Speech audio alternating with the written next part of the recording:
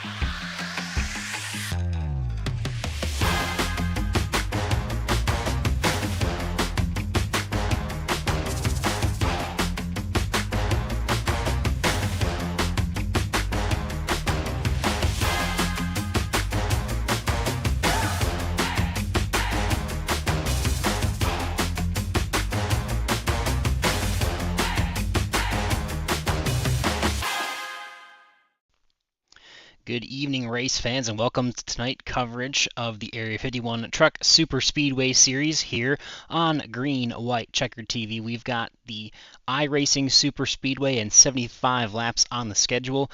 Getting going a little late here with some technical difficulties, but we seem to have them sorted and are live now. You'll hear my voice, Boomer Logan, here in the booth, and alongside me is in the booth, Brandon Briggs, alongside us, and back again for another jam-packed Friday night Superspeedway race. Brandon, what's up? Yeah, I'm excited. Second race of the season, and it kicks off at a very, very exciting racetrack.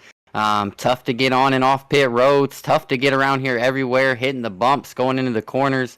I think as these trucks start to get up to speed, we're going to have one exciting race as I believe we're going to have 32 to 33 trucks out here, and I'm ready for these guys to be up on the wheel. Absolutely. So we'll roll right into that starting grid to see where those 32 trucks are going to start tonight. Charles Johnson is going to grab that pole in that number 9 Chevrolet. Cody Nagels in the 16 is going to be to his outside. Gael Brooks with a solid qualifying effort there for tonight in the third position in that Ford F-150. Tom Dixon for the 411 machine is going to be outside of row number 2. Gabe Butler starting inside top 5 for tonight. And then we have Keity Engstrom all the way from Sweden here in that number 64 truck starting in the outside of row number 3. Row 4 is going to be Les Levy besides Rick Sanchez in the number 5. Dean Wilkinson and Vicente Guerrero, they're going to share the 5th row and your top 10 starting spots for tonight. Then we have Kawabe Brooks and Bud Steele, Roswell Motorsports drivers, side by side on row number 6. 13th is going to be Jim Brooks there in that 51 F-150 Everett Lane to his outside for Team Bootnaka. Colton Knight's going to be joining us tonight in the 014, as well as Bill Hales in the 35. Gary Huffines is going to start alongside Justin Davis in row number 9. Your top 20 is going to be rounded out with Jack Walls and Joshua Highboss side by side. Mike Allen 13 inside of row number 11. Doug Webb to his outside. Then we have Hayden Davis, cousin of Justin. He'll be in the 23rd starting position alongside Dale Rapp in the 52. And the last page here, Frank Ranger Jr., part of one of our sponsors for Ranger Creative Concepts. Appreciate him and all his contributions to the league. And Adam Kilday is going to be to his outside in that number 85. Bob Fitzgerald and Robert Amaral side by side on row number 14, with Anthony Lane and David Overstreet rounding out the top 30. And Thomas Holder and David Faschultz, your starting field for tonight. And we get right into it. We are rolling down the front straightaway, and we are looking forward to a great 75 laps here at iRacing Superspeedway. Green flag, first of 75 laps. Yeah, pull that 4D racewear tight. As you can see, that bottom lane of Charles Johnson and Brooks in the 71 gets a really, really good start as we head off in here to turn 1. You can see already that little bump as we get 3 wide coming in here to turn 2. That's going to be something to focus on all night, is how drivers handle that bump. We know these tires can start to wear, and as the packs start to get bigger and the pressure starts to mount on, that's when the mistakes come. So keep an eye on them bumps. Absolutely. We've definitely highlighted it before, and you can see just the drastic change from the straightaways to the immense banking in the corners here in 3 and 4 and 1 and 2, and it is going to be an absolute battle for these drivers here tonight, and you'll see them coming 3 wide off of turn number 4. Field spreading out just a little bit here, kind of settling in, but a second line forming pretty well there as Cody Nagels is going to fall back to about third in line in the outside, and the ninth truck of Charles Johnson leads the first lap there with Gael Brooks and the 88 of Gabe Butler helping. Yeah, Gael Brooks told us he was getting back in the truck last week, and I was running a little behind, so he had to come back up in the booth. I appreciate it, but it shows, how ready he was to get behind the wheel. As he qualified really good, as that outside line now is starting to take its toll on the inside lane, but just shows how ready the 71 is, and he's up there battling already. Yeah, Gabe Butler took the outside lane and then moved them pretty far forward. Cody Nagels with the 14 of Vicente Guerrero, two guys working together and pushing that 88 truck out to the lead. I think it's actually going to be Cody that's going to get that lap led there. He's no stranger to leading laps here already in Area 51, as he has had quite a few victories already, obviously winning on Friday night of last week for the season opener here in this series. Also winning on Sunday night, so back-to-back. We'll see if he can make it a three-peat in that number 16 truck as he paces the field right now at over 200 miles an hour. It looks like we do have a driver on pit road, Justin Davis. Not entirely sure what the issue was there, but he spent about 32 seconds in his pit stall. So unfortunate for Justin Davis. That's going to put him off the pace, and he'll have to hopefully try to rejoin the tail end of this pack, a one lap down. Yeah, and thankfully enough, he is going to be the only car one lap down, as we haven't had any pit stops or anything like that. So speaking of pit stops, we are looking about 15 to 16 laps tonight with these trucks. And speaking of Cody Nagels, he was really, really aggressive on Sunday, making sure he stayed up front, staying out of trouble. So it's going to be interesting tonight to see, now that he's got a win under his belt, if that's the same strategy, or if he just tries to sit back and collect points, as you can see him pushing Gabe Butler there on the inside lane. Yeah, definitely. I mean, winning obviously helps just about everything when it comes to racing in general.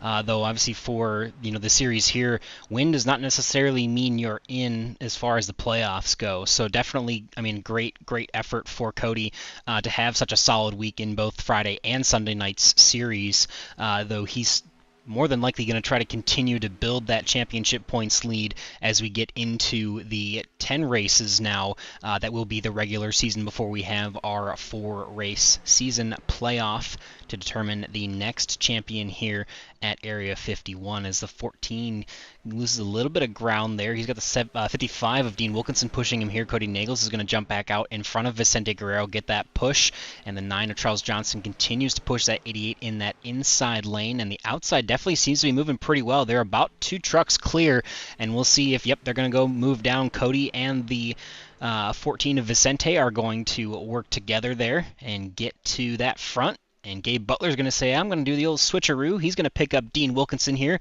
And no, Cody Nagels is going to say, I'm going to switcheroo back again for you. And he's going to lead another lap here, being aggressive at the front, just like you said we've seen very recently in this series, Brandon. Yeah, and he's in the same radio there with the 14, and didn't see the 14 last season. Glad to have him back, and another well-known driver, very good at these super speedway races. So definitely somebody the 16 is glad to be working with at these tracks, as we've seen how good Bootnaka worked last season with their teammates and being able to accomplish so much. So having somebody out here, compared on Sunday, I believe he was solo. So even one guy like that, an established driver here, can make a whole lot of difference as the race goes on. As you see there, the 55 really starting to hit that bump. Smart of not being on the back of the 88 there as they win the corner. Yeah, it's definitely easy. I mean, you can see these guys, especially as they come off the corners and into the corners. You can see them kind of, snaking or whatever you want to call it, but you can see that whole line kind of shift up and come back down. And you definitely have to be careful of what's inside of you. And if you're on the inside lane, you really don't want to drift up too far. If you're in the outside lane, obviously, if you drift off far enough, someone could potentially stick their nose in there and get in that middle lane, and then you get shuffled out 3 wide, and you can see them moving around very aggressively back and forth as it looks like, I think that's Justin Davis there.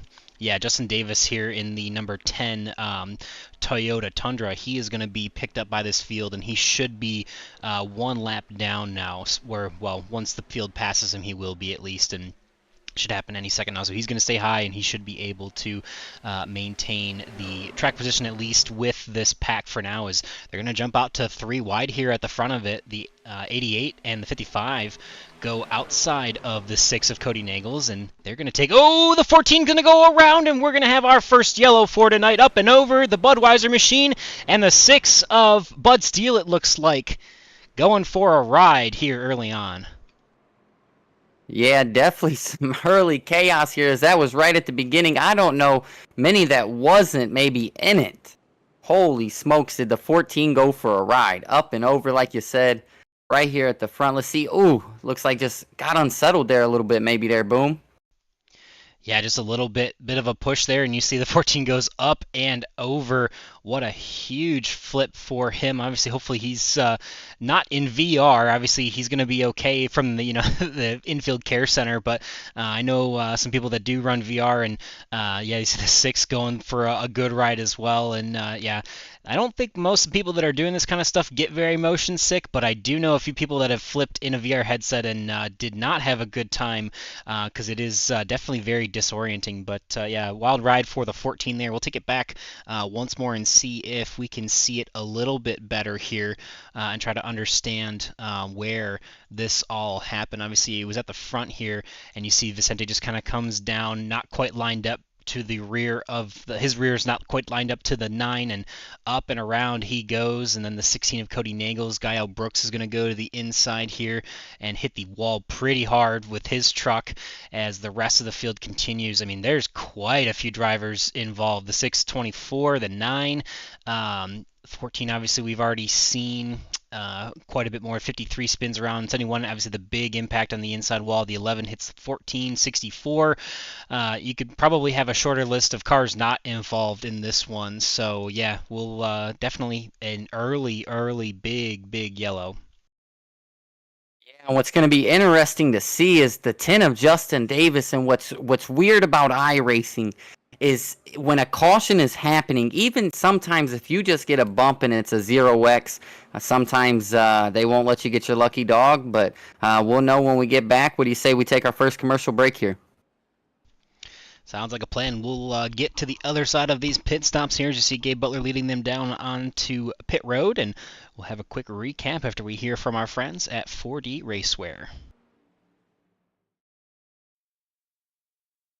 4D Racewear, makers of the ultimate sim racing shoes and custom apparel designed for sim racing by sim racers. 4D racing shoes are engineered to connect racers to the pedals in a way no other racing shoe can, all the while giving you the comfort needed to complete those double and triple stints. Visit 4dracewear.com and check out the latest sim racing products that let you connect to your sim.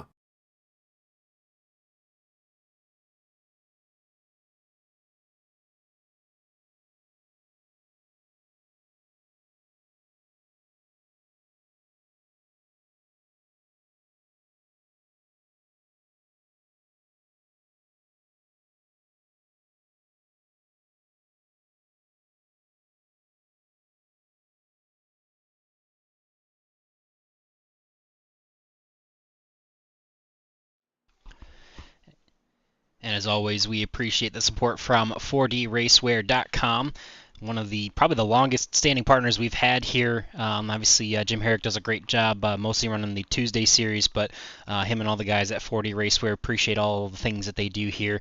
And you saw that discount code in the commercial there. That's area 5115. That's area 5115. That's good for 15% off on any order on sim racing apparel from 40raceware.com. They've got some very comfortable gloves and shoes and plenty of other cool stuff to go check out. So support them as they support us, and appreciate them. And we told you we'd give you a quick recap of the pit situation. So it looks like Gabe Butler is going to come out first. A couple drivers are actually going to come back down and get a little bit of extra fuel here. And we see the pace truck should go lights off here as it passes the start-finish line. And it does. So we are 1 to green. So Gabe Butler, Charles Johnson, Dean Wilkinson, Les Levy, Rick Sanchez, and Tom Dixon, Colton Knight, and then I believe it'll be Everett Lane and Jack Walls who will cycle through, as well as Doug Webb, into your top 10 here for this restart. Yeah, it's getting exciting already as we're under lap 11 here under caution, and I may have overheard it, but this league is a great league, and I believe, boom, there may be some little bit of bonus money tonight. I may have heard on a certain lap. I don't know exactly, so maybe we can dig into that a little bit more, find out maybe what lap. But I think if somebody's leading at a certain lap, they get a little bit of bonus money. So that ramps it on up here at this track as we're gonna get ready to go back green here. Yeah, definitely adds a little bit of excitement to it here, and we'll check in on what lap that is for tonight. But yeah, some extra money up for grabs, extra bonus points up for grabs again this season. Lots to be excited for early on in the second season of 2025 here. But so far, 11 laps, running 11 laps right now, 10 completed, and we will restart on lap number 12.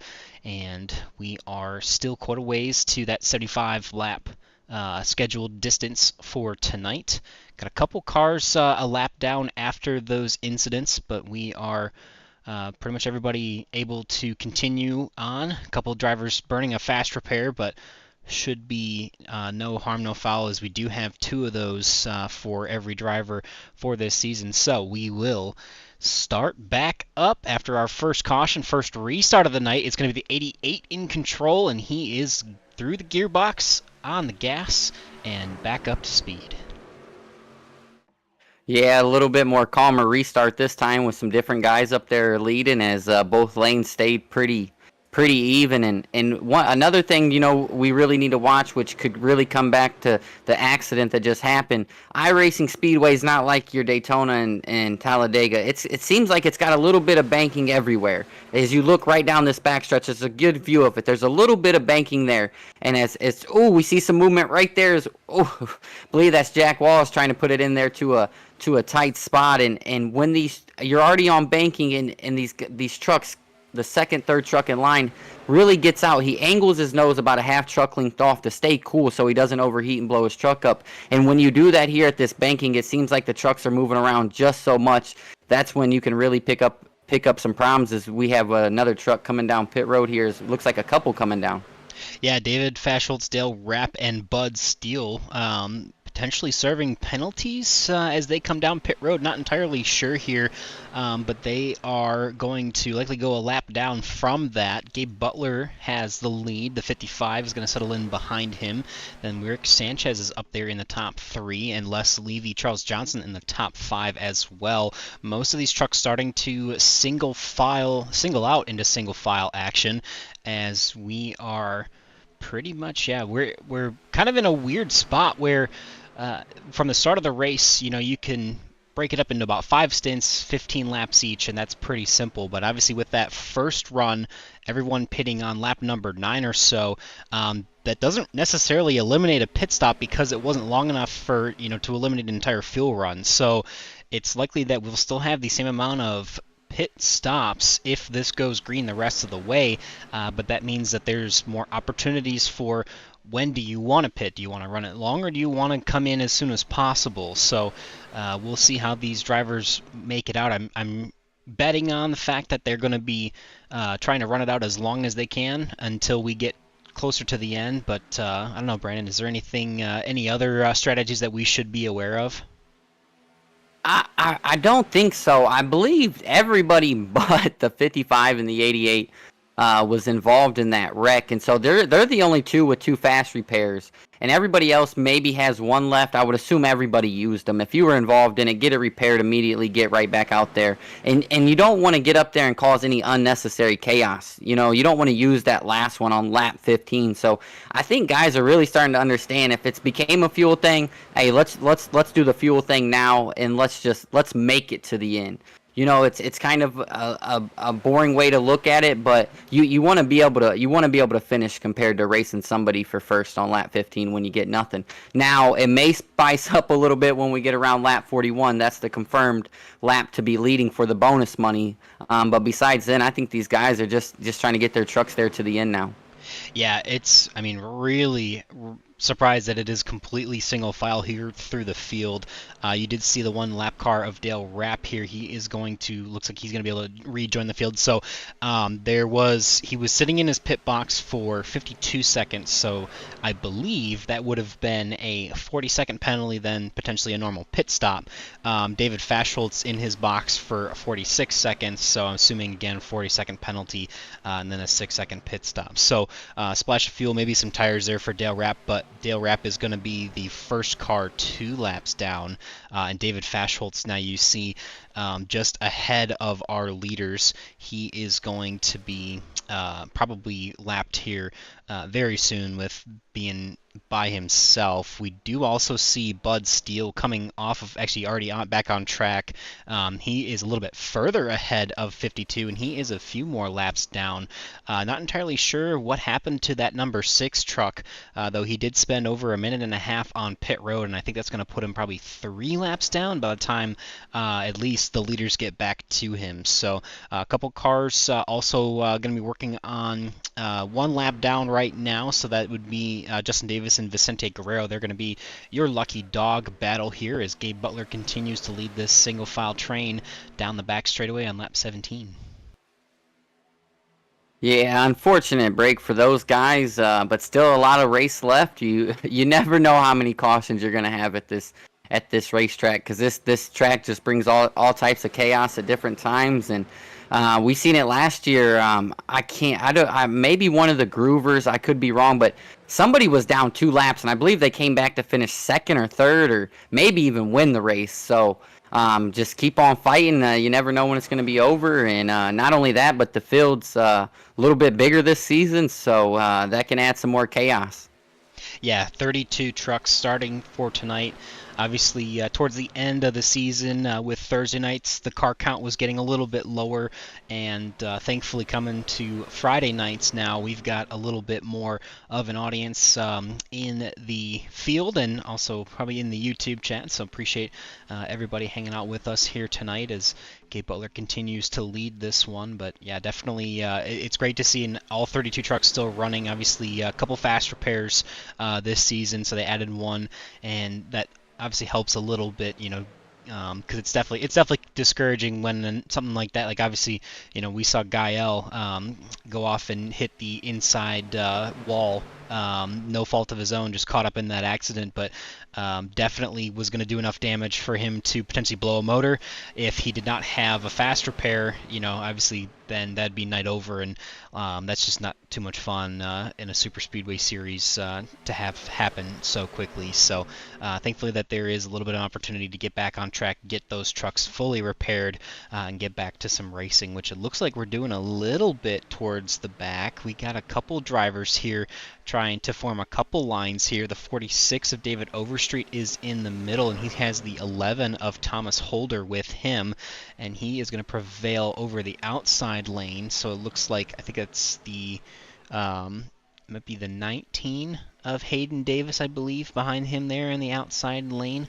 19 is in the inside lane, but there's a couple trucks trying to make their way towards the front. David Overstreet kind of leading that charge right now as he's going to go around 2 teammates, the 24 and the 10, to the outside here, 4 wide for a second as they pick up the 00 of Gary Huffine's lap car and settle back down to 2 wide. Yeah, business was definitely picking up there. Definitely good driving by everybody, the lap cars and everybody involved there, keeping it green as it does get tight in them corners, and it gets a little crazy as we look back here at the 55 of Dean Wilkinson. You can really see there as them guys were going through turn 3, that bump. It just the guys just wash up, and we haven't even ran into it where we've had to have green flag pit stops, and a lot of times under green these guys will not take tires, and that's when you really start to see it come into play. And I think this is the time where we're going to start to see those green flag pit stops, and teammates are really going to matter here.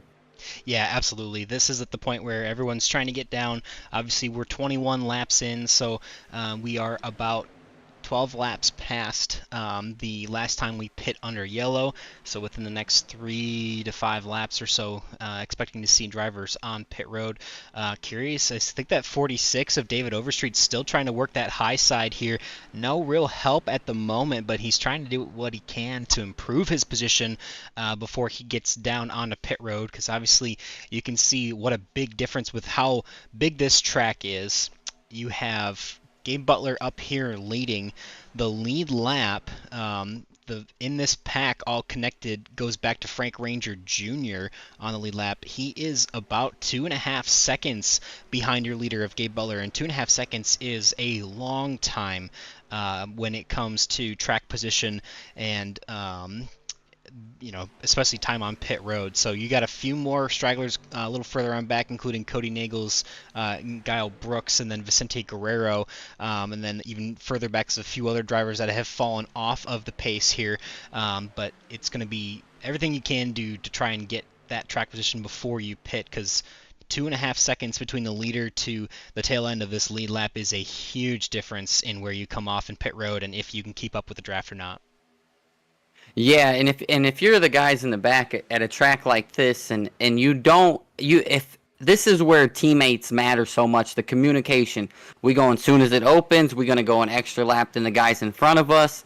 I used to think the same thing and ride back there in the back. If anything happens, I can check up. With these drivers, a lot of times things don't happen, and that 2.5 seconds will lose you that lead pack coming off of pit road. If you were 2.5 seconds when that 88 pulls out of pit road, them guys are going to execute hitting them corners and getting back on track. So that can really cause your race right there. And so you really got to make a decision. Do I go early and risk maybe locking up the brakes to catch up there, or are we going to go on the second time by and try to make up the time that way? Yeah, it definitely is a strategy and a balance to try and come down with some partners, and it's helpful. Obviously, quite a few drivers here have quite a few friends. Looks like, obviously we said Cody Nagels and Vicente Guerrero, they are working together. They're further on back in the pack. Hayden Davis and Justin Davis actually in their own channel for tonight. Team Bootnaka has David Faschholz, Doug Webb, Everett Lane, Gabe Butler, and Thomas H, and I will look Thomas Holder, that is, and then as we obviously some of the classic Roswell Motorsports crew: Bud Steele, Guile Brooks, Jack Walls, Jim Brooks, Kawabe Brooks, Colton Knight in there with them tonight. Silver Vox Racing has quite a few drivers in there, TW Motorsports, and obviously Vendetta Motorsports. So quite a few teams to have opportunities to work together here tonight, and we're just going to see that hopefully in a few laps for the first green flag pit stops. So getting pretty close to it. We are working on lap number 25, so already 1/3 of the way into this race here tonight, and Gabe Butler is doing what he can early to try and cement his name for the most laps led for tonight and get some extra bonus points in the championship standings. Yeah, and one interesting thing also is when these guys come into pit road, you really got to be paying attention, because pit road starts, but the cone's not till maybe 100, 200 feet down, a little bit further. So them guys are going to be going a little bit faster. If you're not paying attention, you could really run the guy over in front of you. And here they all come. See the first group, yep. 88's going to lead them down. About 8 to 10 cars coming through. Everett Lane, Doug Webb's in here. Ooh, we've got a caution actually out on the speedway as the 11 of Thomas Holder is going to go around, and so is the 101 of Joshua Highbaugh. And that is going to bring out the second caution of tonight. and a little calamity as we get into green flag pit stops. So we're going to see if most of these drivers are going to come down pit road and get their service here. So this is going to be interesting to see how this shakes up that running order. We're going to go back and see if we can understand exactly what happened here to bring out this yellow flag. Yeah, boom. I think we're going to see something that it's really, really tough to do, especially at super speedways, and that's being undecisive if you're coming to pit road or not. We see a little bit of check up there, maybe. Oh, that's what it was right there. He wanted to come to pit road, just lock those brakes up, got it around, and the 11 was at the wrong place at the wrong time as he's unfortunately collected.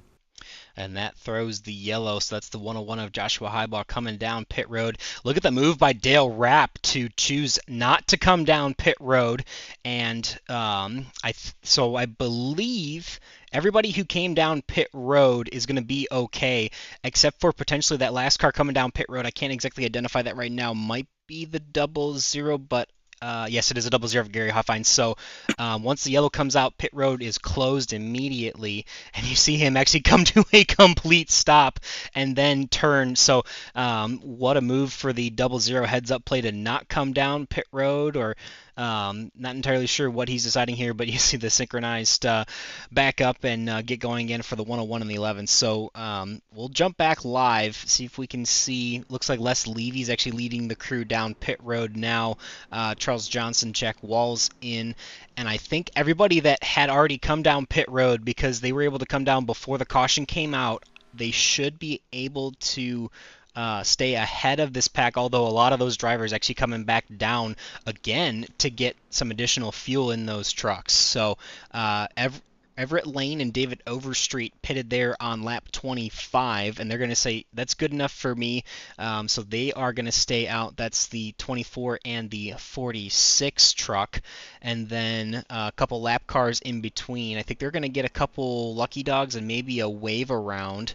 It looks like Frank Ranger Jr. No, excuse me.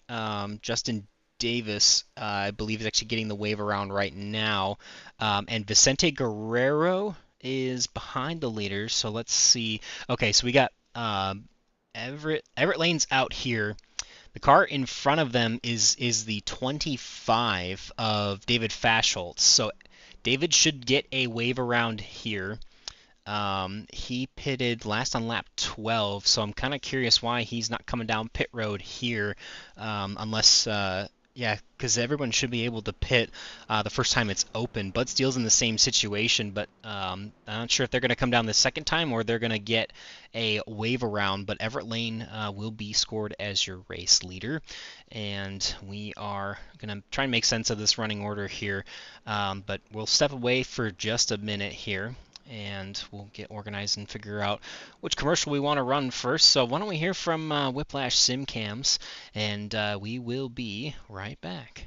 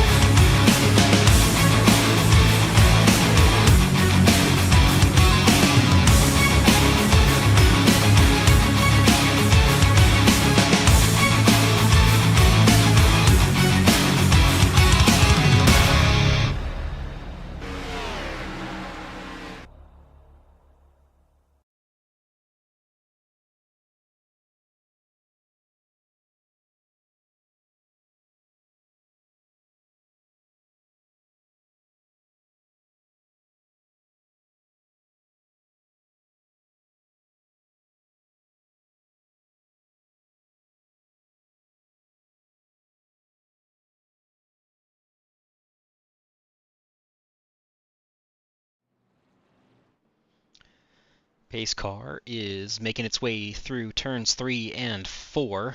Restart here on lap 28 coming to 29.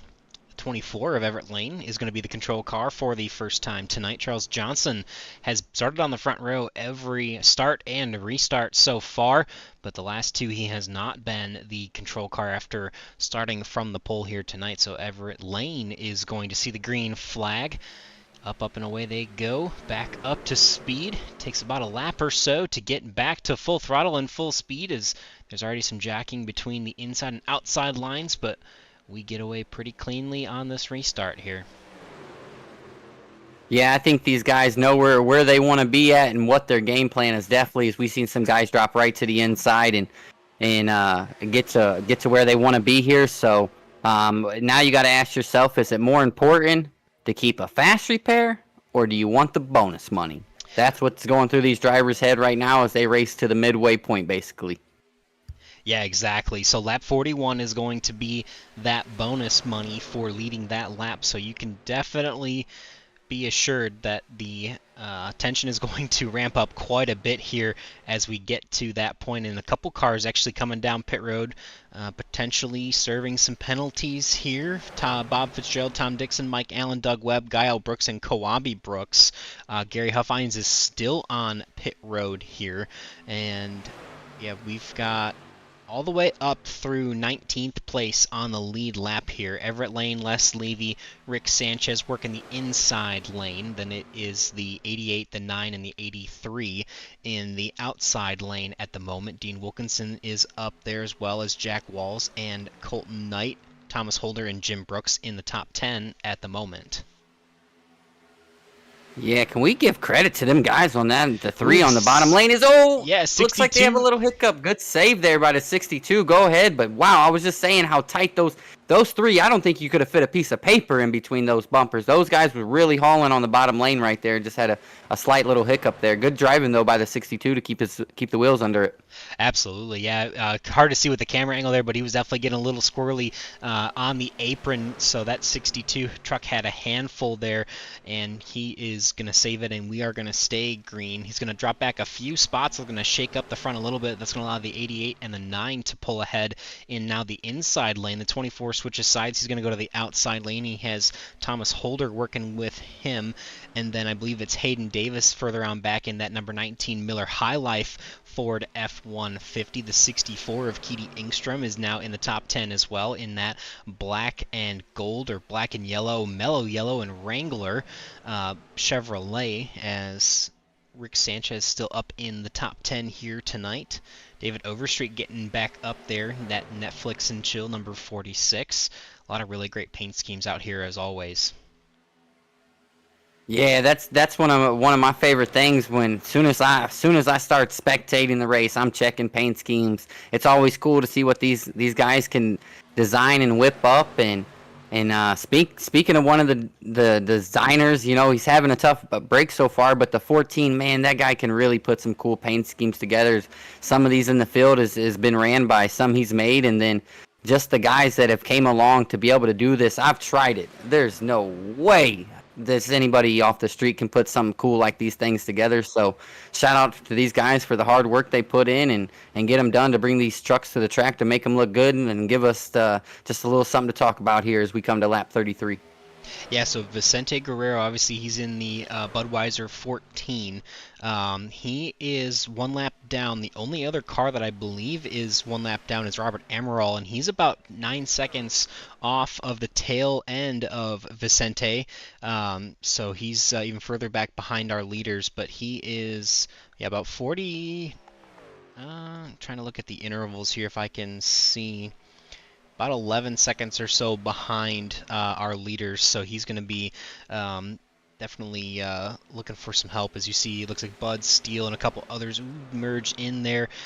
They are serving, looked like they were serving some pit road penalties, and they are back out on track. Unfortunately, they are going to be at 2 laps down, so that's the 08 of Bob Fitzgerald just ahead of him. Guile Brooks also coming down pit road. Not sure if these are guys are just repairing damage or what, but they're spending over a minute and a half or more on pit road. Quabi Brooks last came in about 2-3 laps ago, spent about a minute and a half in his pit stall. So we're not entirely sure what the issues are here for these guys. Maybe for Quabi it was maybe a pit road speeding penalty potentially as he served a penalty.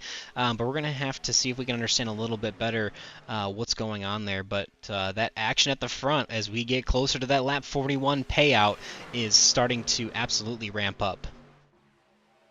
Yeah, it's definitely starting to pick up, as I believe that was the 51 and the 14 that said, hey, we're going to go here to this outside line, and we're going to try to make a run up here to the front and try to get a little bit of beer money in our pocket here on this Friday night. Is, man, we're starting to see a big group of cars start to come into what I like to call the eye of the storm. Yeah, it's actually another green and black truck. That's Cody Nagels there. He's got his teammate just behind him there. Obviously, Vicente is a lap down, but still able to help that 16 truck move towards the front there. As driver's going to get out of line here, it looks like.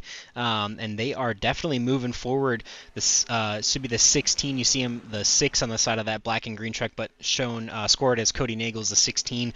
The 14 of Vicente Guerrero, and then they've got the 85 of Adam Kilday working with them right now in that third lane, and they've got just about up to our leader Everett Lane, who is in the bottom with his teammate Gabe Butler. Yeah, now you're just holding that wheel as straight as possible, and you're thinking, man, I hope this guy behind me's paying attention. Oh, I hope he's paying attention because his faith and everybody else's behind you is really in your hands here. And as we brought up earlier, can you afford to use that fast repair? We seen the 16 was involved in that very first big one. So do you want to risk it? This is where it pays off, and maybe this is where the 16 says, you know what, I do risk it. I've already got me a win. Let's try to go after a little bit something extra here. Just a few more laps before the payout for the random lap tonight. And these drivers are trying to do what they can to be at the front of it. Everett Lane continuing to surge ahead in the bottom lane. Should be able to get this lap led here as there's a move from the top to the bottom for the 85 of Adam Kilday. He's going to sneak in behind or in front of the 83 of Jack Walls, but it's still the 16 and the 14 working that middle lane, trying to see what they can do. They've got a 2-car, maybe 3-car disadvantage now as they come into turns 3 and 4, and they are doing everything they can. Obviously, we've mentioned the overheating issues and trying to, sneak a peek of that nose out to the side of the truck in front of you to grab some fresh air, as the 9's going to do just that, and he's going to get a big push down this back straightaway from the 16 of Cody Nagels. Yeah, you definitely don't want to blow up right here in the middle. That would cause a bad day for quite a bit of drivers, as we can see the 16 pushing the 9 here, trying to make a run on that outside. I just feel like they need just a couple more trucks. That bottom lane has got some really good trucks in it, and they're staying pretty bumper, as you can really see. Look how straight of a line that is there as Charles Johnson makes the big move to take the lead on the inside lane. Charles Johnson gets that lap led there. Not his first, so not a bonus point for him, but he's trying to see if he can get the most, as the 24 is going to jump up and cover the 16 of Cody Nagels. Cody Nagels says no, and Vicente Guerrero goes with him. Does the 11 pick up the 24, or does he move to the outside lane? It may not matter. I think the 14 is just about clear. They're going to try and clear it, as they are now 3 wide down the back straightaway. The 88 is going to come to the middle to pick up his teammate, and now it is a 3 wide battle for the lead, as Charles Johnson has Adam Kilday and Jack Walls. The 88 in the middle with 24 and the 11 and the 16 and the 14 work on the high side. 3 wide battle, as we are a couple laps to go to that bonus point, or that extra money for leading lap 41. So that should be the conclusion of lap 41, and we will see who is going to do that in a couple laps here. Yeah, and I want to touch back just right there on the backstretch of the 11. He really had to make a split-second decision there. Do I lift a little bit and not run this guy over? How fast is he going? Am I going to be okay? So I think the 11 made a really, really smart decision there of not running the guy over and pushing him too far, pushing too hard with the run they had going. As we can still see the 16 trying to work that outside lane. It's just so tough. We heard last week the drivers talking about that third lane with just a little amount of trucks. You got to have a little bit more help up there. So as we come here to lap 40, they're going to need some help if they want that bonus money. Yep, it'll be 2 to go, so it'll be the end of lap 41, so we'll have this lap and the next lap, and that will determine the winner of the random lap payouts for tonight. The 24 pushes the 88 ahead to the lead. He is ahead of Charles Johnson, and the 11 is going to jump back down into the middle lane and cause a caution, and he goes up and over on his lid, and that is going to be a yellow flag. Charles Johnson is scored as the race leader. So as they come back across the stripe, I believe it will be, well, we'll see as they sort it out here. Looks like the 88 has actually gone ahead of the 9. We'll see at the time of caution, but it could be under yellow that we crown the lap 41 payout for tonight, and I believe the way it's sorting out, it might be Gabe Butler here. So we'll have to wait and see as they come back around as the pace car picks them up. But yeah, we're going to go back and watch that for the 11 of Thomas Holder. Quite a ride here down the back straightaway. Yeah, just a little bit too far here when but that was a pretty risky move. You know, that's what that money means. Looks like he got a little bit of help there, maybe coming out of turn 2 there from maybe the 83. Yeah, we'll see. Let's just grab a little bit better replay for you here. That is not where we were hoping to grab. 1 second. My apologies. And we will try the 11 of Thomas Holder. That's on the front straightaway. Interesting. So we'll go. All right, we'll try this one here. So you see it already happening. So we'll just do the quick rewind here, and we'll try to get a better angle here as we come around the corner. But you see here, yeah, maybe this camera. We'll try this here. But you see, okay, so yeah, so he kind of gets shuffled down to the inside lane, and then by that time, okay, so that makes more sense. So he kind of gets shuffled out by the 19, and the 83 is just kind of an innocent bystander there, but the 11 and the 19 make a little bit of contact, and then you see the 11 go up and over and around, and we saw that as, so we're going to jump back live here. So we see Gabe Butler is coming down pit road here. So this is the tail end of lap 41. So as he crosses the stripe, we will see Gabe Butler be awarded the bonus money for leading lap 41, I believe. We'll confirm that, but I believe that is going to be accurate there for Gabe Butler to get some extra bonus points and some extra money here tonight. That's exciting.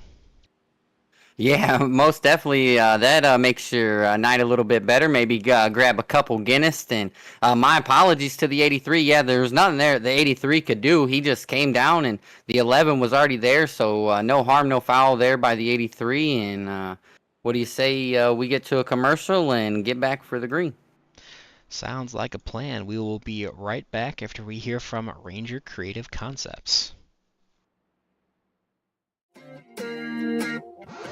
I feel like I'm afraid to say how I feel, to know I let you down. Cause late nights turn to days, don't wanna let you down. With each breath we give away, it'll never be the same. I'm chasing somebody who won't ever ease the pain, but I don't want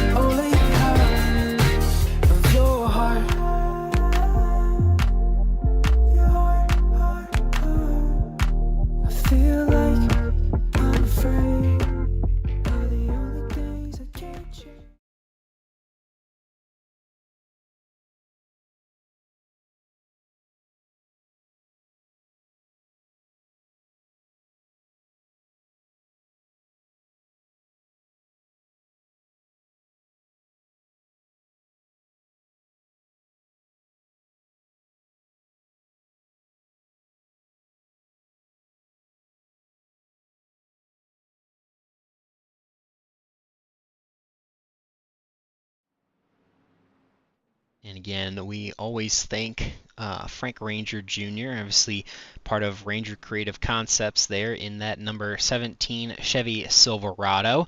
Appreciate what he does for the league, and obviously want to go and support him and his wife Mindy as well. So again, that's Ranger Creative Concepts coming on board with us and doing a lot for the league, and we appreciate both of them for their continued support here. So should be lap 43 now. Gabe Butler picks up the money for leading lap 41, albeit under caution and actually down pit road as he does it. So Gabe's going to grab that bonus money and retain the lead here. Looks like we will have all the way back to 19th place on the lead lap. Vicente Guerrero is the first car, I believe, one lap down, scored in 20th place at the moment. And then Dale Rapp will be one lap down. There are quite a few trucks 2 laps down, from Tom Dixon in 22nd all the way back to at least Gary Huffines in 28th, and you'll see that on the running order here as Gabe Butler control car once again. Third restart for tonight, green flag, back out on the speedway. Yeah, very good start there. We had 2 teammates lined up on the inside. Very coordinated restart, as you can see him staying right there, and even better there on the outside as the 9 is able to get clear. 9 and the 88 leading into the first 2 corners. The 85, 83 working the high side here. Not too much of a third line forming, but a couple trying to peek a nose and see what they can do out there. But so far, going to stay 2 wide. Working on lap number 44, past the halfway point here. Everyone pitting again on lap 41, as we mentioned. So that is going to put us obviously at about 35, 34 laps to the end. That's going to be really tough, I think, for these guys to stretch it that far. So there's still potentially 2 pit stops looming here as we hit the 30 lap to go mark next time by. Yeah, I think what's really, as you said, that's right on the line. You know, we haven't really got to see how many laps these guys can go, and so what now is really going to be interesting to watch is how hard that inside lane pushes. Do they say skip it? We know it's going to be a 2-stop, or we're not going to try to stretch it. Is if that outside lane is really starting to prevail and move truck after truck, you'll really be able to tell that those guys on the bottom are trying to save fuel. But Charles Johnson in the 88, they're not going nowhere as that inside line stays strong as they work through 3 and 4, and the 16 going to make his way down. Yeah, that's one thing that you kind of have to commit to now. And even a lap ago, you really have to commit to as early as possible. If you are going to fuel save, you have to commit to it early, and you have to stick with it, because it's one of those things, if you commit to it and then you say, yeah, you know what, I don't really want to do it, you're going to absolutely kill your track position and still have to pit more. So it's definitely something that if you're going to do it, you have to commit very strictly to that and as early as possible. But I think for the most part, we're seeing these guys full head of steam down the back straightaway. 5 trucks connected in the outside line, the 9 and the 88 and the 16 still working that inside lane. Everett Lane in the outside is not able to get up to the lead, but he does have a couple trucks behind him trying to push forward, as one truck's going to come down pit road. That's Gary Huffines. Not entirely sure what the issue for him is there, but we are working on lap number 47 now.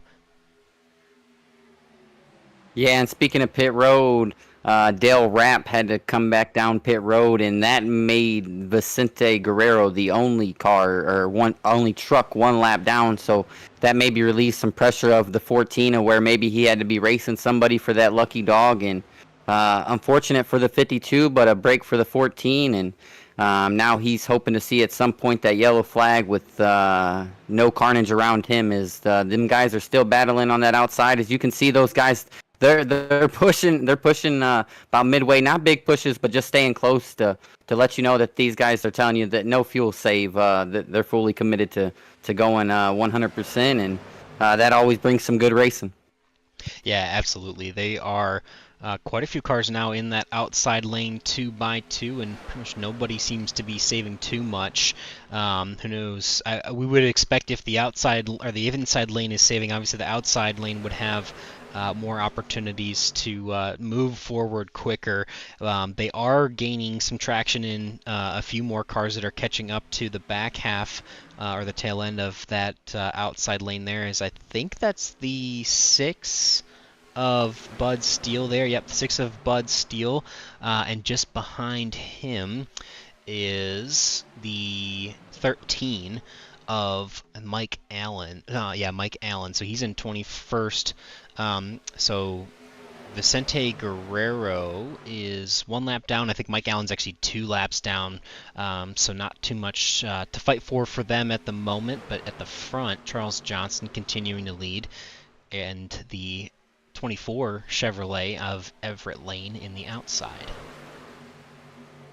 Yeah, Everett Lane really had a good season last year. Didn't make every single race, but when he did race, he was really competitive. So no surprise there to see the 24 up front and competing. And hats off to those guys. You know, they got quite a bit of teammates up there and working pretty good. So you could see as we've been running through, them guys are battling not just at the front, but you can see back there, them guys are moving around and trying to get positioned and lined up. Is what they don't want to do back there moving around is lose this pack. You don't, with 25, 26 here to go, you don't want to lose the pack. You battle too hard all race, so get organized and get lined back up, and the green flag pit stops could be right around the corner. Absolutely, yeah. We are going to be 25 laps to go as they hit the stripe this time by. We'll start counting down instead of counting up. We are finally into the final third of this 75-lap contest here tonight. And as you mentioned, lap 41 was the last time we came down pit road, so 4 to 5 laps away from that pit stop. And with that, expecting again that everyone is going to have to pit at least one more time after that one. So see how it all shakes out. The 9 of Charles Johnson, again, pretty much status quo since the restart. 24.85 outside lane, 83 there too. The 9.88 and the 16 in the inside lane, and really not a lot of movement. A couple cars shuffling further on back, but Everett Lane will get up to the 9 about, and then in the corners, the 9 and the 88 might pull away. You see 2 trucks there in the inside lane, but they continue to kind of just ride along, and you see the, I think that's the 10 actually of Justin Davis getting down to the inside lane trying to get ready for pit stop. So we'll see these 6 trucks in this outside lane here. When are they going to pit? Are they going to try and get down to the inside lane, or are they going to try to stretch it out a little bit farther than the rest of the field here? Yeah, Boom, I was going to ask you if that's you, you know, after you seen when we did come under that first green flag pit stop that we had that brought out the caution, do you wait this time and go maybe an extra lap because you know you got to go 2 times, or do you still come down, you know, when the window opens with the big pack like it was the first time? Yeah, I think staying out is not a bad idea if you can afford to do it. Obviously, if you can't, you know, you have to come in when you have to come in. But if it's possible for you to stay out, it wouldn't be the worst thing. Obviously, we saw a fairly unsuccessful first green flag pit cycle. Most cars got down to pit road okay, but obviously we had the 101 going around, and I mean, no fault to him, this track is very treacherous. You see how much banking there is coming off of turn 4, and then you come down to a very, very flat landing. And as that transitions from the apron to that flat pit road, it really upsets the car, and you really have to be incredibly diligent to make sure you're braking in a straight line. And I mean, it seems like it's a simple concept, but it's a lot harder to do in practice. And these trucks are definitely, there's definitely some skill involved with getting them slowed down to get down to pit road speeds. So we'll see if we can get a green flag cycle, but I think, Brandon, the play for me would be try to stay out at least 1 extra lap. Who knows? The way the caution fell, it didn't really hurt anybody that came down because the caution came out after they'd committed to pit road, but depending on how it falls, you may want to stick out there, at least in my opinion.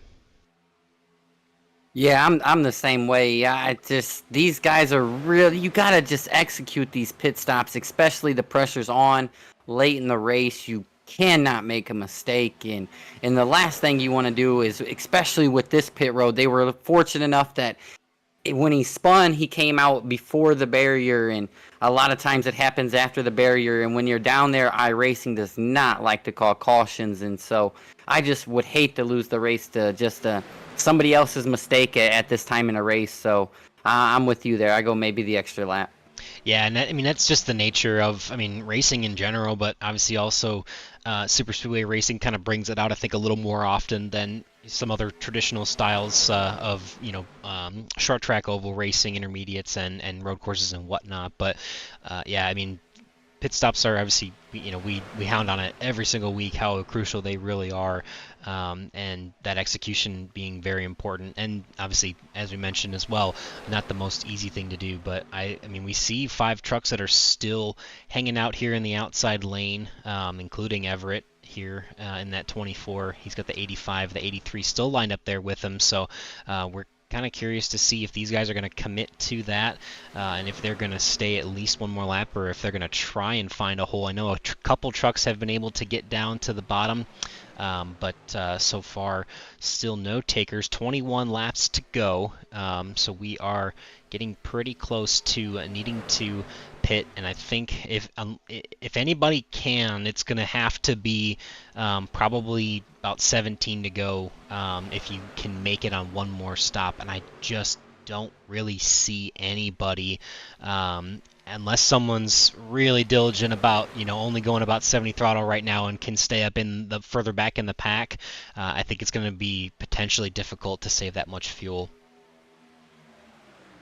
Yeah, I think these guys understand it's going to be a splash at the end, and maybe take this one as far as maybe we can. Maybe this is the stop, where we push it as literally as far as we can, because we know the next one isn't going to probably be as bad, just come in for just a quick second. So we're still seeing some moving around back there, some shaking and moving, trying to get organized, and the pressure's going to be on. There's only 19 to go now, and the 24 is really, to me, it tells me that them guys have decided they're going to go out, and a lot has to do with that 16 staying right on the back of the 88, not letting the 88, let up and let the 9 pull away a little bit and let his teammates slide in there. As we can see, maybe that outside lane, Everett's going to say, yep, I'm going now. So that kind of tells me their move maybe. Oh, as you can, them runs are going to have to come a little bit faster as this race goes on too. Yeah, so Everett Lane very happy to get down in front of the 9 of Charles Johnson. That gives him an opportunity to pit whenever he wants. 85, 83, 64 in the outside lane, and the 9 is going to come down with the 55 and the 6 this time by. Not a large crowd of drivers.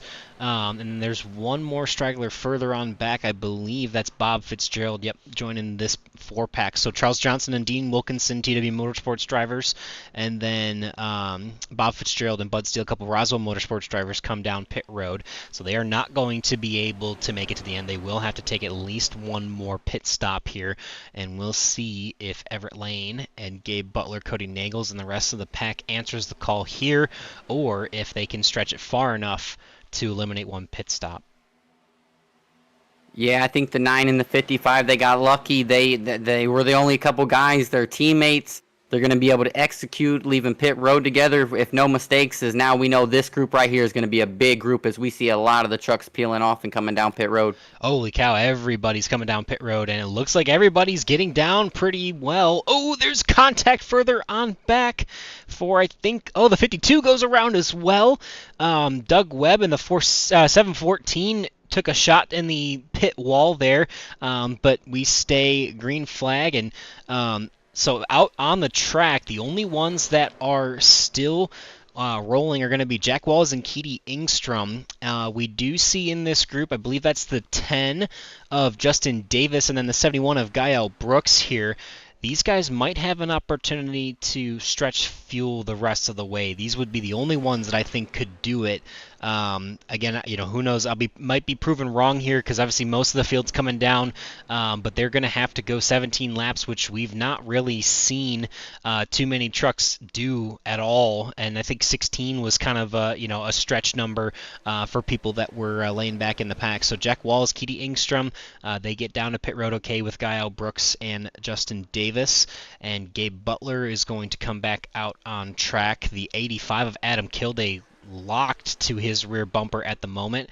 Everett Lane, and then Rick Sanchez, Cody Nagels, Les Levy, and then Thomas Holder. I believe all these guys are going to be able to catch up to our leaders here and rejoin that main draft, and we'll see Jack Walls is coming out.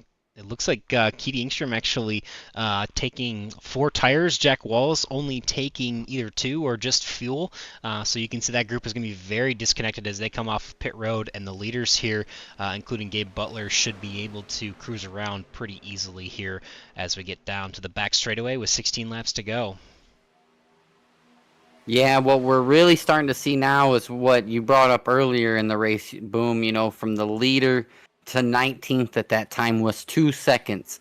Well, now you see they were in the same group of guys, maybe a little bit more spread out, maybe 3 seconds from the first to the last lead lap car. Now you see what happens when that 3 seconds is on pit road. It's turned into almost double 1 lap after, 2 laps after coming out of pit road. So those guys in that back group is really going to have to get organized and hustle up, as these guys up front are very, very experienced drivers, and they got a really, really good group up there, and they're staying nose to tail.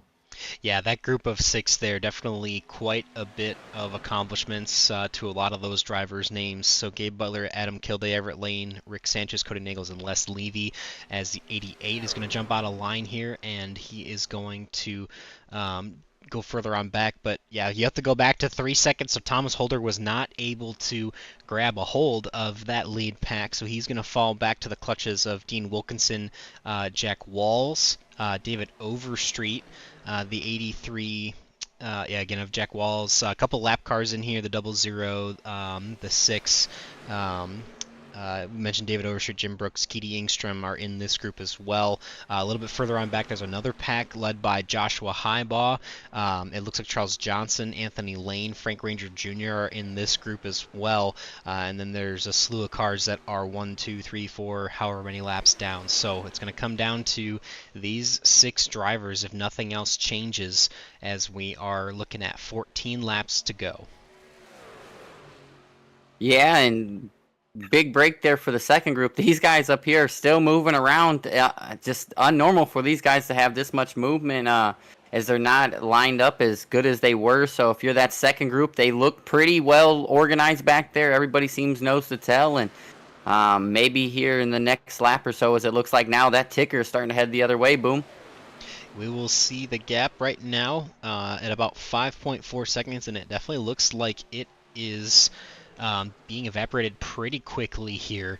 We'll check the speeds as they cross the stripe. So it's a 52.78 for Gabe Butler, and Thomas Holder shows a 53.49, but I'm not sure if that's correct. Oh no, he was being caught by this pack. Dean Wilkinson ran a 51.61 to Gabe Butler's 52.78, so I think that is the story. There's a second faster that last lap, and you can see Thomas Holder is now within 4.5 seconds. I think that lead pack is taking advantage of their lead and maybe saving a little bit of fuel up here. Yeah, that is a very good point there, Boom. As we see the 88 say, hey, they're gaining on us. Let's come down right now. Let's get our pit stop out of the way. As we see the second group of guys saying, hey, the same thing. Hey, let's peel off. We know we can get to the finish from here, so let's go ahead. And what also this does is keeps them out of the mess when they do catch them, because they're going to catch them even faster now that a lot of them broke off. So it keeps you out of the mess, and they're going to have enough cars where they should be able to have pretty good speed. Yeah, that track position I think was a big advantage as for the 88, the 5, the 55, the 85, 24, who all just came in there. Like you said, that track position starting to be erased with that second pack. Cody Nagels takes over the lead, so he does have Vicente Guerrero, the lap car, ahead of him and his teammate. And right now it's kind of stalling out a little bit, but Thomas Holder at about 4 seconds back. They're trying to see what they can do to continue to move forward. Not as much energy in this pack, and you see that gap at about 4.07 seconds, and it's pretty stable at the moment. They're not gaining nearly as much as they were earlier when they were gaining almost a second a lap on our leaders. So we've got quite a few more laps before everyone really needs to make their final stop, and I'm curious to see, curious if that gap is not evaporating as much as maybe these guys in the front stop saving as much fuel, or maybe the guys further on back realize they need to save. It's still decreasing, 3.5 seconds, so about a half second there this lap, maybe a little bit more. But Cody Nagels is still going to be your control car, Les Levy. And then you have to go all the way back again, about 3.5 seconds to Thomas Holder, who is your third position at the moment.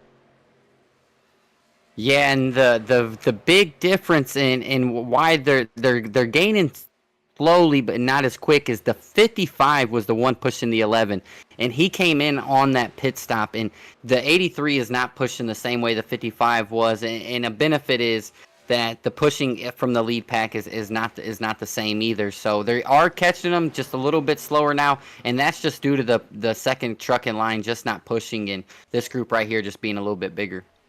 Yeah, there's a little more momentum here. Obviously, the 83 not quite as connected to the back of the 1, but they are within a second and a half, and pretty much at this point should be able to sniff the draft of these drivers ahead of them. So that should be enough for them to catch up here and rejoin this pack. So now your lead has been completely erased. We are going to put all the way up to 11th place in with our leaders here. Checking in, Gabe Butler is 33 seconds behind. He does have Adam Kilday and Rick Sanchez as well as Everett Lane in this group here. So this pack of 4 has already pitted. They have plenty of fuel to get to the end. Does anybody else need to pit? Cody Nagels has the 14 of Vicente Guerrero helping run blocker for him to save a little bit of extra fuel. And does he have enough? Is he going to be able to go the rest of the distance, do you think, Brandon? I really don't think so, and I believe Vicente, where he is running right now, I think that will put him back on the lead lap, if I'm not mistaken. I believe he was the last, the only car a lap down. Maybe. Yeah, now the 64 has gotten around him, so the 64 is actually your new leader, Cody Nagel, so he is back to 1 lap down. The 10, I think, in front there, and the 13 also ahead of the leader right now, trying to grab their laps back, but Keedy Ingstrom is going to take over the lead in that 64 Wrangler truck, and there is, I mean, you saw how, so we mentioned it earlier, you saw how fast that outside lane passed those drivers. Pretty sure that's because they were saving fuel. So you saw that second lane kind of come up really quickly and just kind of take command, and 3 trucks cleared to the lead very easily. So there was definitely some fuel save going on. We're going to go 4 wide for just a moment here, collecting another lap car. So the 64, he's the 3rd truck in line in the inside lane at the moment. They're going to pick up Dean Wilkinson in the 55 here. And we are 7 laps to go. I mean, again, still the question is, do these guys have enough fuel? Are they going to be able to save? It sounds like, and from what I'm seeing, it looks like they are saving absolutely as much as they can. I'm maybe turning the page and maybe flipping my strategy and thinking some people might actually be able to make this. I cannot believe If they can make it, they are going to will, but how do you tell yourself to save fuel when you got a pack like this behind you? We are 3 wide, you're trying to get around slow lap cars, making it 4 wide, and trying to save fuel at the same time. Man, these drivers have their hands full right now, Boom.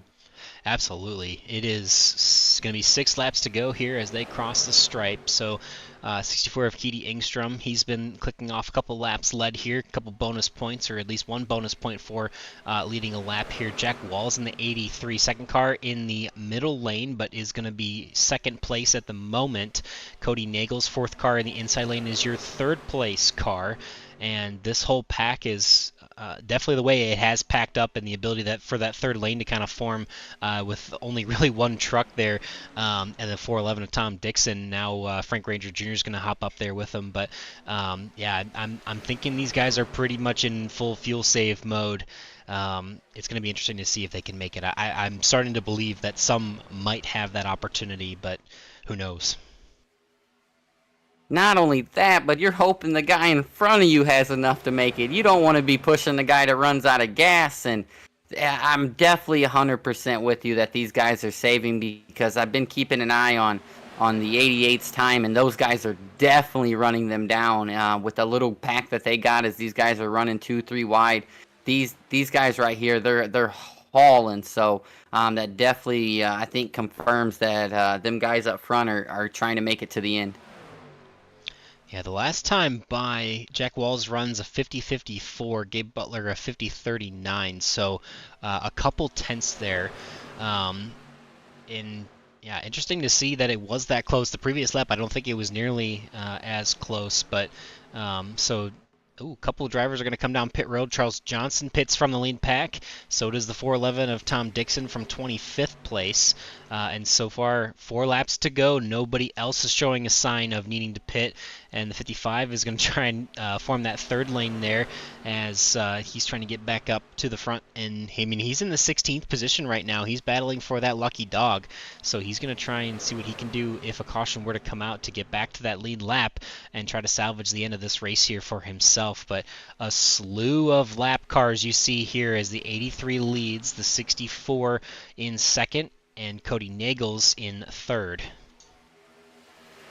Yeah, the 16 tried to make a move there to the outside lane, and I think maybe 20-25 laps ago he's able to make that pass and go up there. These guys are saying, nah, no more freebies, and if you're gonna get it, you're gonna have to make a move. A big desperation move, as these guys are going to have to start. At one point, they're going to have to go full throttle. We got 3 to go, and but at which point do you say, okay, can't worry about fuel. These guys back here, they're going already, you know. So you got to be patient at the same time if you are in that fuel save mode. Yeah, you have to be diligent. It's one of those things, like we said, you have to commit to it, and once you commit to it, you cannot waver. If you burn any unnecessary fuel, you are not going to be able to go the distance here, and realistically, that is what could win these guys this race. If they don't have to come down pit road, then the drivers, obviously Gabe Butler, Adam Kilday, Eric Sanchez, you see them there in 11th through 13th, further on back. Those are the guys that got the insurance policy, but the winning move could be from staying out, stretching it out.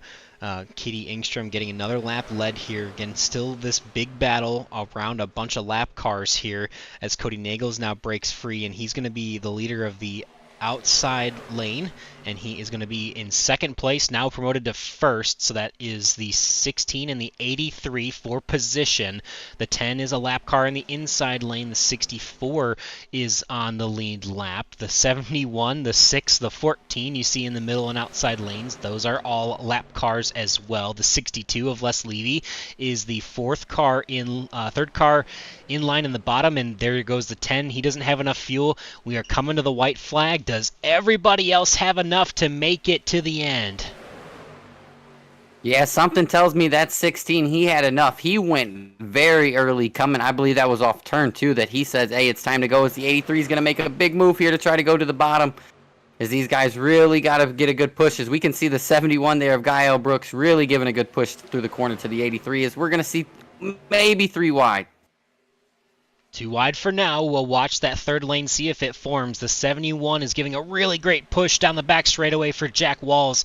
Going to try and do what he can to get his teammate the win. The 14 as a lap car is doing the same for Cody Nagels in the outside. Is it going to be enough? Who's going to push more, the 14 or the 71?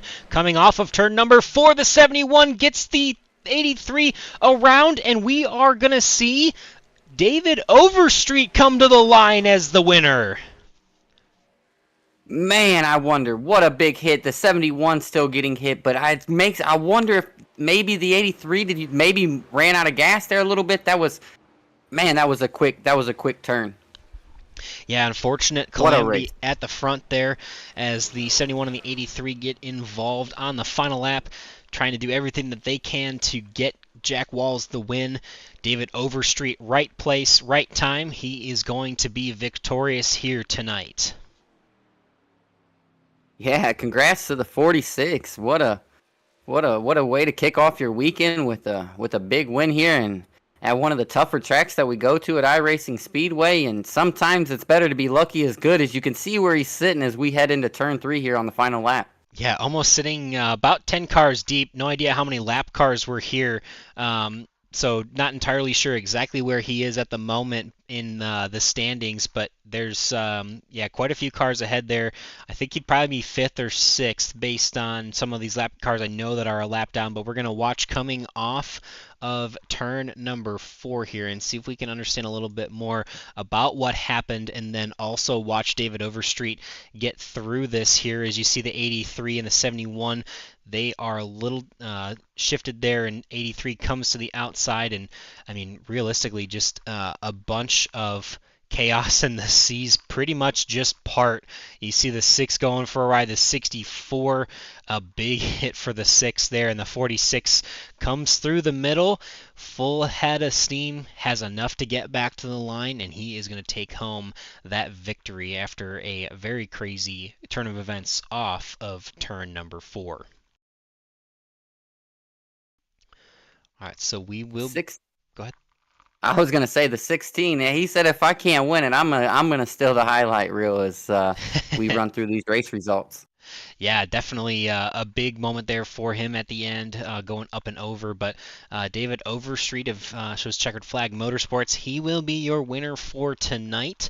Anthony Lane is going to finish 0.069 seconds just behind him. Les Levy there in that 62, also for Checkered Flag Motorsports, is going to be your podium tonight. So we'll talk to these guys in just a moment. Thomas Holder there was the one that went up and over and around on our first caution on lap number 8. A great recovery for him to come home in that 4th position. Joshua Highball also in a good spot after recovering from the spin. I believe that brought out that second caution trying to come down to pit road, and actually the 11 was involved in that one too. So a big recovery for the 11 of Thomas Holder, but Joshua Highball also recovering from a mistake on pit road entry to have what is a pretty good showing for tonight. Jim Brooks there in the 51, he's going to come home in 6th place, a solid top 10 for him. Keedy Ingstrom showed some moments at the front there, had a really great night, and just wasn't meant to be at the end, didn't have enough to get there, but he's going to still have a very solid top 10. So is Cody Nagels there, obviously going for the lead at the end, and just barely coming up short there on the end, involved in the chaos, and unfortunately relegated to 8th place. Adam Kilday up there as well. So Adam Kilday, Gabe Butler, Rick Sanchez, those are the guys that came in and pitted and said, hey, you know what, we're going to grab this insurance policy. We don't think we can make it, and unfortunately for them, enough drivers could, which put them back towards the later parts of the top 10. Charles Johnson, we saw him peel off late. Frank Ranger Jr. is going to be the last car on the lead lap, and then you see Jack Walls. So because of the damage, he was not able to finish the final lap, so that puts him the first car 1 lap down. Everett Lane in a similar situation, and I believe actually Dean Wilkinson there as well. Hayden Davis will be the last car 1 lap down, and then Vicente Guerrero had a chance to help his teammate at the end there. Unfortunately, not meant to be. Up and down night for Vicente, but still trying to help out as much as he can. He's going to come home in the 18th position. 19th is going to be Colton Knight in the 014. Doug Webb rounding out the top 20 in the 714. Then we have Robert Amaral. These guys are all 2 laps down. Robert Amaral in the 77, Tom Dixon in the 411, and as well as Mike Allen. Guy L. Brooks there also not able to complete that final lap, so he's going to be the first car 3 laps down. And then up and down night again for Justin Davis, Dale Rapp, David Fashholtz as well.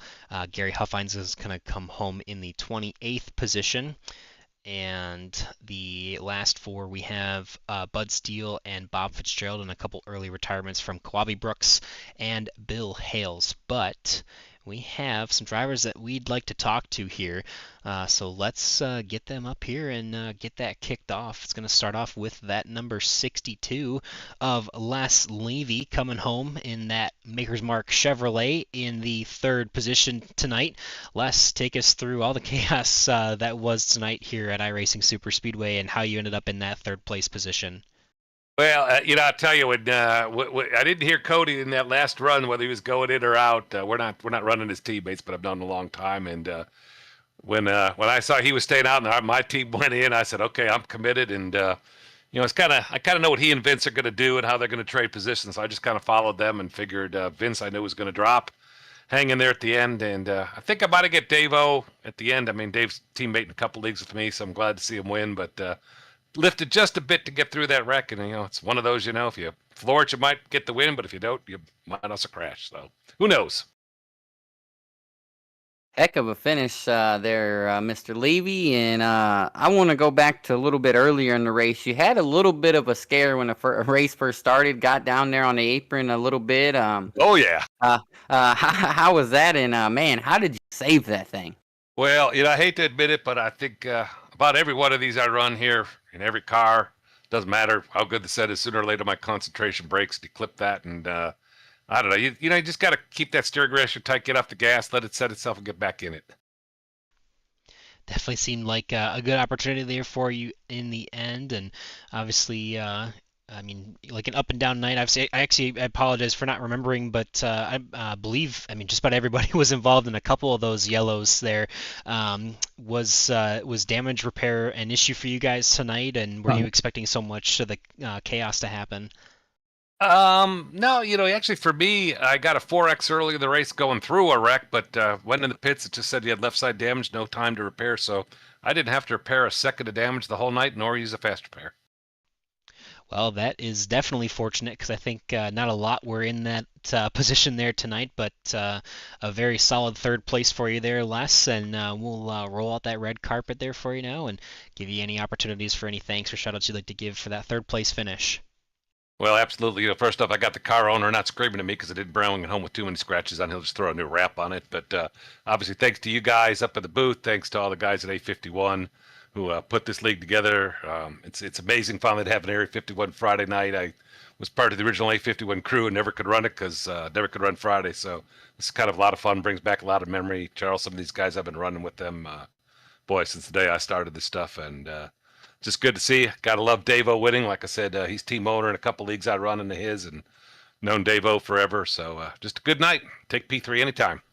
Absolutely. Well, we're glad to have you back. Hopefully see you back for the full season here, Les, and hope to talk to you again very soon. Same thing, guys. You do a great job. Appreciate what you do. Yeah, appreciate it. Thank you. Alrighty. Next up is going to be the 81 of Anthony Lane. And we'll bring him up and see. Yeah, definitely a bit of a crazy night for everybody here tonight. Couple yellows, a lot of yellows, and a lot of chaos. But Anthony, you were in the right place at the right time towards the end there, and coming home in a 2nd place finish. So why don't you take us through how it all went from the view behind the driver's seat? The seas parted and I drove through the middle. That's that's about how it went. So actually was running out of fuel there as we crossed the start finish, but all in all, good night, man. I'll definitely take it. Big shout out to my teammates, SFR Racing. Had a good night. Appreciate Charles and them for putting this together. Yeah, you had a heck of a run, and you brought up their fuel that you were running out. How much of it was, and when was the moment where you're like, okay, it's time to go here. Uh, Actually, that last pit cycle kind of got shuffled out a little bit and got in with 3 or 4 trucks, and we kind of caught that lead pack. Actually, I think there was 5 trucks. We just lined up and we ran the pack down and just kept the momentum up on the high side and followed Charles up through there a little bit. And like I said, the seas parted and I drove through the middle of it. So got to watch David take the win on the inside there. So congrats to him. Yeah, definitely was fun to watch. We were sitting up in the booth, we're like thinking, man, there's no way that they're going to stretch us on one stop, right? And just kept saying like, yeah, I think they're going to have to pit twice here. And then like 10 laps to go, it's like, I don't know. These guys seem like they're saving quite a bit.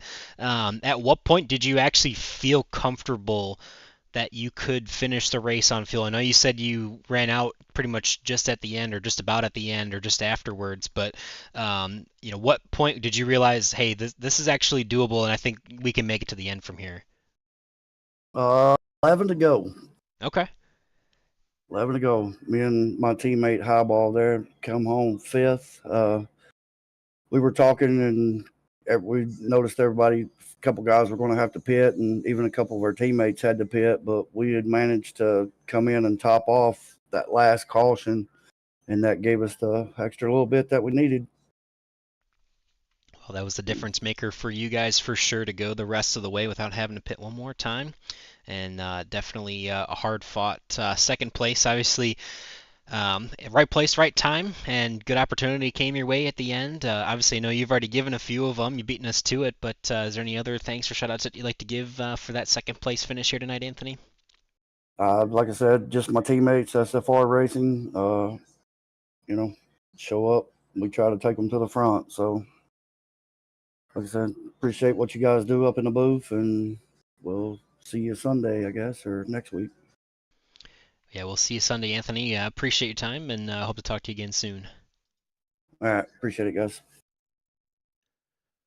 Alrighty, we've got one more, and that is going to be the driver that the seas parted for, the 46 of David Overstreet. And I did some snooping. I'm pretty confident on this, but I believe this is your first win here at Area 51. Is that correct? Yes, sir, it is. What a victory for you. Did you have any wild dreams or expectations for it to happen in such a fashion on that last corner? No, not at all. I hate this track, by the way, and I had to like it a little bit now. But I was back there behind all those lap cars and getting kind of ticked off that they was there and couldn't go nowhere. But I guess that eventually saved me from all the chaos up front, and just dodged them and saw those 2 cars racing for the win and just dove to the bottom of them and passed them. So I can't be more happy about that. Get my first win at Area 51 is pretty awesome, and would like to be in another track, but I'll take iRacing Superspeedway. Yeah, there's nothing like that first win, and how excited you are, and it's also at the beginning of the season. What a confidence booster, and so congratulations on your first win. And excuse me, everybody was talking about fuel all night, and was that a problem for you, or were you just riding? Were you good to go and just happened to be at the right place at the right time, or? I had been saving since the last pit stop and didn't really know if I was going to make it to about 5 laps to go. The other teammates told me how much fuel I needed to finish, and I had more than that. So that's when I started to try to make my way towards the front and just couldn't do nothing. So I ended up just sitting back there, and they all wrecked coming out of 4. So Yeah, I think we talked to second place Anthony Lane. He said about 11 laps to go was about where he felt comfortable. So that was another question I was going to ask to see at what point in time did would it feel comfortable for you? But you mentioned 5 laps. So did you? I mean, obviously coming into the night, we kind of knew 15, maybe 16 laps on fuel. obviously, I know you're talking to your teammates, but was there any expectation, or like what was the confidence level maybe going into, after that final yellow, knowing that hey, there's going to be one, but it's going to be close. Like, what was the confidence in, knowing that you might be able to make it to the end? Well, knowing where I came out of those pits and the guys that pitted the lap before us was in front of me, and they started saving, so I just started saving too. That whole entire time, the whole last run I was saving. So then ended up learning out in turn 3 last after the checkered. So had just enough. Well, 36 times the charm, 36 starts in the Superspeedway series here for Area 51 Racing. David Overstreet, you get your first victory. We'll roll out that red carpet for you for any thanks or shoutouts for that first career win here. I gotta thank all the guys at Vendetta Motorsports, Rick Sanchez, Adam Kilday, Anthony English, Checker Flag Motorsports teammate Les Levy. Gotta thank Gabe Butler for the setup because I hate this track, like I said, and I could actually drive this car tonight. So you had to thank him for the setup. All the admins, Area 51, Charles, Bud. I don't know who else there is. There's plenty of more of them, I guess, probably. And thank you guys for broadcasting at Green White Checker TV. Absolutely, David. Well, hopefully the first of many, and hope to talk to you again very soon here. All right, thank you. Alrighty, that is gonna do it for the interview portion. And yeah, everyone loves a first-time winner. Very exciting for David Overstreet. Obviously, coming into the night, 35 races without a win, and 36, like we said, was the charm for the 46 truck. And yeah, what a solid night. Hey, sometimes Brandon, obviously they say sometimes you'd rather be lucky than good, but I mean, David Overstreet was in position, was in that lead pack, and they say, you got to be up there, and sometimes, you have to capitalize on those opportunities to bring home those victories. Yeah, and it's not being mentioned all night sometimes is a good thing. You only want to be mentioned when the 46 was mentioned and it was at the checkered flag, and so hats off to him. Hopefully that can build some confidence. And another great thing about racing here in Area 51, he didn't have I believe was the last car on the lead lap last week to turn around and get a win this week, and it just builds so much confidence for the drivers you race against, and you can go back and say, man, I beat these guys. It doesn't matter how you beat them. You won, and to have your name etched with a win next to it in the series is pretty good. So hopefully you can keep it up as next week doesn't get any easier. They don't ask how, they ask how many. And David Overstreet has one career victory to his name, probably more in the future if he continues here at Area 51, and always exciting. So yeah, why don't we'll go through quick schedule updates before we get out of here. Obviously, in 2 nights, on Sunday we'll be at iRacing Superspeedway for the Sunday series, and the Friday series will continue on next week at Daytona. So that'll be on June 27th here. We'll take a week off, obviously, for the July 4th holiday. Then we'll be back again on July 11th at Atlanta on Friday nights. And we'll do the same schedule for Sundays. So Sundays will always be 2 days behind the Friday series. So yeah, lots of excitement here as always. A lot of fun here on Green White Checkered TV that we get to have. An exciting finish there. A couple drivers pushing really hard at the end, and unfortunately the C's part, but fortunately for David Overstreet, he's the one who can capitalize and again get that first victory. So exciting for us. Great to get to cover. Thought for a second there the 16 of Cody Nagels was going to break through and get that three-peat, but was not quite meant to be, and here we are celebrating, again, first-time winners. So with that, we'll wrap up here. For myself, Boomer Logan, for my teammate in the booth, Brandon Briggs, we're going to say goodnight, stay safe, and we'll catch you in the next one.